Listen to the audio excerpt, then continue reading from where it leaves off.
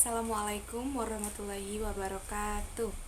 Izin memperkenalkan diri, nama saya Ninda Syoli Asri dari kelas PAI 2A. Sebelumnya terima kasih kepada dosen pengampu mata kuliah Ulumul Quran yaitu Bapak Didi. Di sini saya akan sebelum memaparkan materi, saya akan menjelaskan terlebih dahulu apa itu Ulumul Quran. Nah, selanjutnya saya akan menjelaskan dan sedikit memaparkan materi yaitu tafsir, takwil, dan terjemah. Ulumul Quran. Secara bahasa, ulumul Quran berarti ilmu-ilmu Al-Quran, yakni dari kata bahasa Arab yaitu ulum, bentuk jamak dari kata ilmu yang artinya ilmu atau pengetahuan.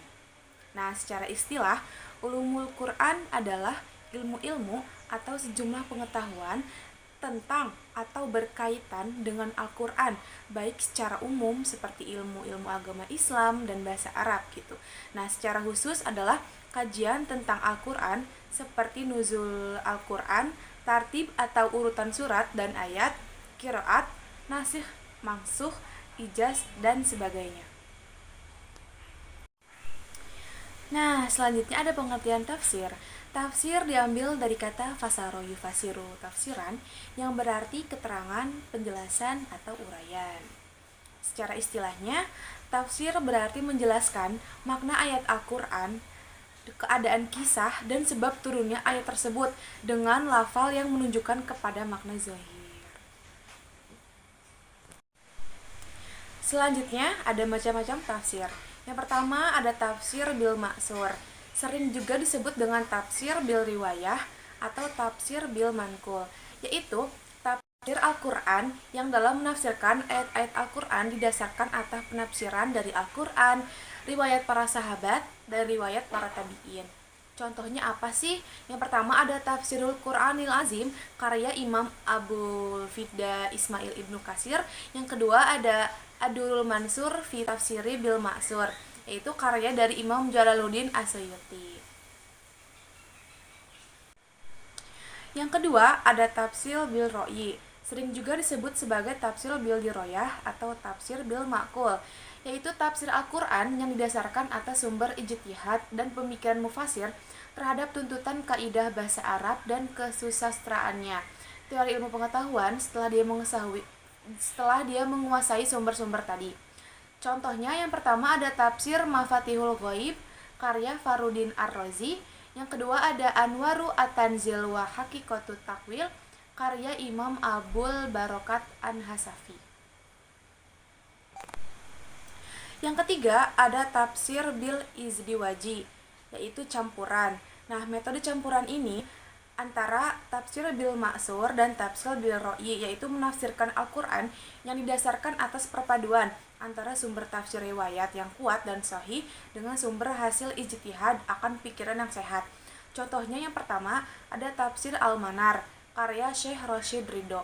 Yang kedua ada Al-Jawahiru fi Tafsiril Quran, yaitu karya Syekh Tantawi Jauhari.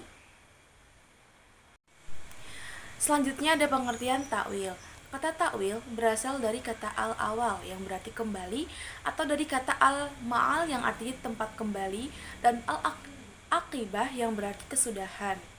Ada juga yang menduga bahwa kata ini berasal dari kata al-iyalah yang berarti mengatur, atau al-siyasah. Nah, secara istilah, takwil itu memalingkan suatu lafal dari makna zohir kepada makna yang tidak zohir, yang juga dikandung oleh lafal tersebut, jika kemungkinan makna itu sesuai dengan Alkitab atau Sunnah. Nah, ada juga nih guys pengertian takwil menurut beberapa pendapat. Yang pertama menurut Al-Jurzani, takwil ialah memalingkan sesuatu lafaz dari makna zohirnya terhadap makna yang dikandungnya, apabila makna alternatif yang dipandangnya ini sesuai dengan ketentuan Alkitab dan As-Sunnah. Dan yang kedua, menurut Siddiqi, bahwa takwil ialah mengembalikan sesuatu kepada goyahnya, yakni menerangkan apa yang dimaksud tersebut gitu. Selanjutnya ada pengertian terjemah. Kata terjemah berasal dari bahasa Arab, yaitu tarjama, yang berarti menafsirkan dan menerangkan dengan bahasa yang lain. Fasaru wa syaraha bilisanin akhor, kemudian kemasukan tak marbutoh menjadi al-tarjamatun yang artinya pemindahan atau penyalinan dari suatu bahasa ke bahasa lain. Nah, pengertian terjemah menurut istilah yang pertama terjemah harfiah, yaitu memindahkan kata-kata dari suatu bahasa yang sinonim dengan bahasa yang lain, yang susunan katanya itu diterjemahkan sesuai dengan kata-kata yang menerjemahkan dengan syarat tertib bahasanya.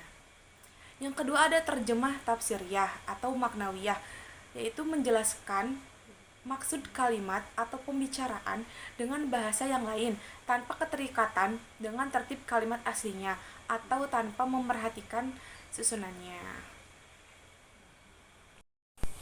Nah, segitu saja guys pemaparan materi dari saya. Semoga apa yang saya sampaikan dapat bermanfaat dan teman-teman juga dapat paham apa yang saya sampaikan. Mungkin cukup sekian dari saya. Wassalamualaikum warahmatullahi wabarakatuh.